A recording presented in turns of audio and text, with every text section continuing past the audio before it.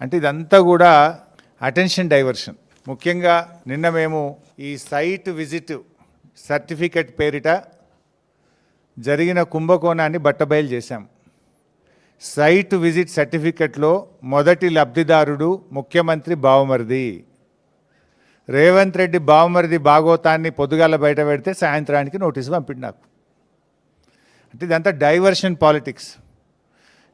మేమేమడిగినాము? Sitting జడ్జితో విచారణ జరపండి అన్నాం. రేవంత్ రెడ్డి నీకు ధైర్యం ఉంటే, నిజాయితీపరుడు అయితే, నువ్వు తప్పు చేయకపోతే తక్షణమే సుప్రీంకోర్టు హైకోర్టు సిట్టింగ్ జడ్జితో విచారణకు ఆదేశించు. ఈ బొగ్గు కుంభకోణాల్లో జరిగిన అవినీతిని మొత్తం బట్టబయలు చేద్దాం. నువ్వు తప్పు చేయకపోతే, నువ్వు నిజాయితీపరుడు అయితే మేము అన్ని ఆధారాలు కూడా మీరు వేసిన సిట్టింగ్ జడ్జి గారికి అందించడానికి సిద్ధంగా ఉన్నాం.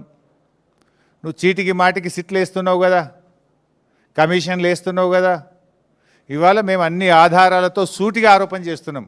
నీ బావమరిదే మొదటి లబ్ధిదారుడు, నీ బావమరిదే ఈ రింగుకు మొత్తం కింగ్ పిన్ను, నీ బావమరిదే ఈ సింగరేణిలో 1000 కోట్ల కుంభకోణానికి తెరలేపిండు. నువ్వు అంత నిజాయితీపరుడు అయితే, తప్పు చేయకపోతే కమాన్ సిట్టింగ్ జడ్జితో విచారణకు ఆదేశించు, మేము రుజువు చేస్తాం. ధైర్యం ఉంటే ఆదేశించు.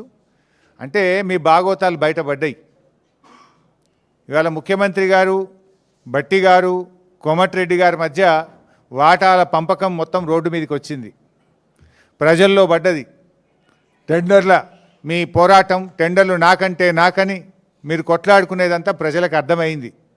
దాని నుంచి డైవర్ట్ చేయడానికే ఈ సిట్టు, ఈ లట్టు పొట్టు, ఏదో చిల్లర నోటీసుల కథ పెట్టినావు నువ్వు.